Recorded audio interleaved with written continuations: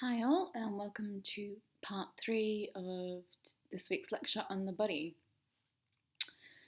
So on this part, this is going to be a shorter part. The other sections are a bit longer. So if you have any particular questions about anything you feel you want to know more about or haven't fully covered, please let me know, because I understand we're going quickly through a lot of ideas and we're not having the opportunity to cover everything. So the abject is a key thing, I guess, that is very important in terms of when we talk about the body. Sorry again for my slight cough. So abject art is used to describe works that explore themes that transgress and threaten our sense of cleanliness and propriety, particularly referencing the body and bodily functions. So obviously very important when we talk about the body. So abjection literally means the state of being cast off. So Julie Kristeva is very key. She's a Bulgarian French philosopher, literary critic, semiotician, psychoanalyst, and many other things. And she developed this sort of concept, which is, abject is complex in terms of it's psychological, it's philosophical, and it's linguistic. And it's, she talks about this in her 1980 book, Powers of Horror. So she was partially influenced by the early ideas of French writer, thinker, and dissident surrealist Georges Bataille. French pronunciation's not great. And herself, she's commented that, refuse and corpses show me what I permanently thrust aside in order to live. In practice, the abject covers all the bodily functions or aspects of the body that are deemed impure or inappropriate for display or discussion. So if you've ever been to Mona down in Tasmania, they quite like to show a lot of abject art. I haven't, but I've read and heard. So you might have come across this. If not, I'll give you warnings before we get anything that's a bit gaggy. But I thought we'd start off with a non-evasive slide in terms of being on the low scale of abject. So the abject has strong feminist context in terms of female bodily functions being particularly abject by patriarchal social order. So in terms of being a really key part of feminist discussions, the abject is, but in terms of being something that in art is addressed and acknowledged a lot, the abject does come up a fair bit. So many artists in the 1980s and 1990s became aware of this theory reflected in their work. And the Whitney Museum in New York staged this exhibition in 1993 that was really key, called Abject Art, Repulsion and Desire in American Art, that gave wider currency to the term as well. So a very soft approach. I'm not going to show you too many of the hardcore things today. So this one is by New Zealand photographer Anne Noble, called Ruby's Room. And maybe right now in the current situation, someone's mouth is more abject than it would be normally. But this is just a close-up image of her daughter's mouth with some sweets on it.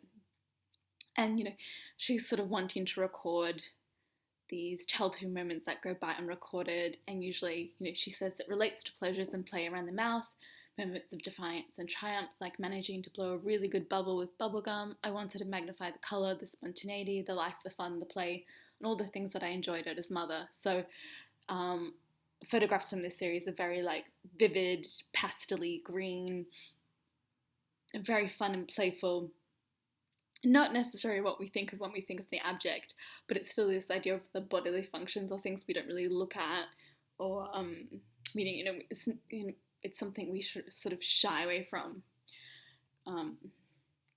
Whereas Andre Serrano here has had a lot of controversy with his work, in particular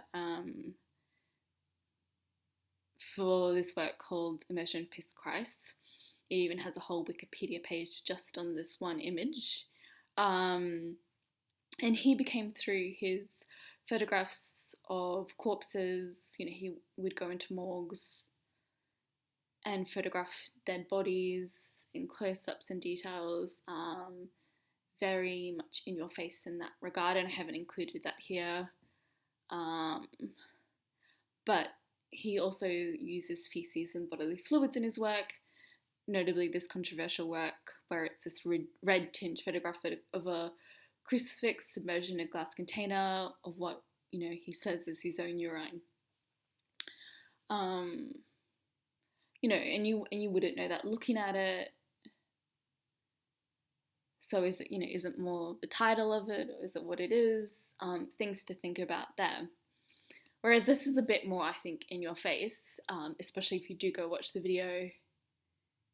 And it's called Work Number 610, Sixth Film, and it's a video still from 2007. So Martin Creed has created several works featuring people vomit. The first was on 35mm colour film with the sound of a young woman entering a white studio space and being sick before exiting the field of view. Other works of the same subject made in 2007 include photographic works. So he's got them all numbered, and he later produced one of them into a DVD commercial release. Another one was synchronized to 4 screens in a film. And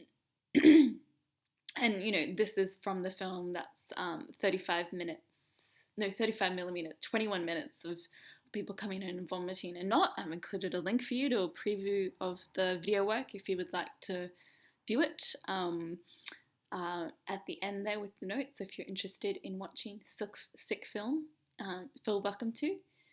But yeah, so it's very much something that people do, but you're not going to really show this. It's something that is a very normal bodily function, but it causes immediate reflux of like revulsion. The revulsion that comes from the abject is what is really being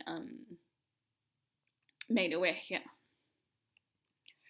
And then we have Mona Toons' work, which is more about, I guess, privacy and the body. And so this idea of things we don't show, and this idea of intrusion. So it's an installation work with videos where the video is shot with an endoscopic camera that explores the surface and the interior of her body, and then the videos are projected in a circle on the floor in this cylindrical structure which viewers enter through, and it's very narrow with the soundtrack of her heartbeat. And I guess it's sort of, this idea of the literal body and intimacy in the sense of her various orifices being displayed in this very small vessel. And so she was conscious during this medical examination and took part in the making of the video, revealing to onlookers the most remote parts of her body, which normally, in principle, the medical eye only has access to, but she's providing access to everyone, to all her orifices in this work. And her as an artist, she often looks at quite personal things, but more to do with broader senses of cultural identity and displacement.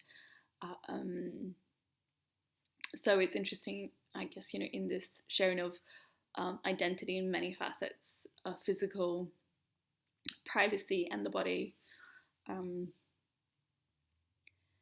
So, as I mentioned earlier, because we only had 15 minutes, I wasn't able to touch on explicitly about the body and technology, but if you're interested, there is a lot out there, and I can point you, or one of the tutors or assistants can point you in the right direction if you're interested.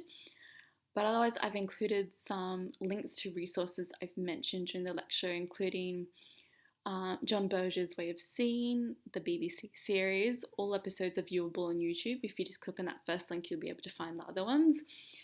There's also a really great visual version of his book, Ways of Seeing, as well. You can read it online. Again, I'm always going to point you in the Tate website, which I think is a great resource. The Martin Creed film, if you feel up to watching people vomit, you can. As well as I do recommend reading, there's some great chapters in Liz Wells' Photography Critical Introduction, including much more on the body and photography, and there is more about the body and technology there too if you're interested in it and you want to do some research on your own accord. I do recommend it. And I'm just putting this up here because we're going to be talking about that in the tutorial. So again, just reflecting on assignment 1, what processes, ideas or concepts resonated with you, and then from those tasks, you need to develop either a process or a technique or an idea into a folio. And you should this research methodology is a really key part of it, and this idea of this process of creation, reflection, this cyclic process is something very important, as well as documenting this through a research journal. So bring your questions and as well any ideas you have about what you want to do for your folio, and we will talk to you soon.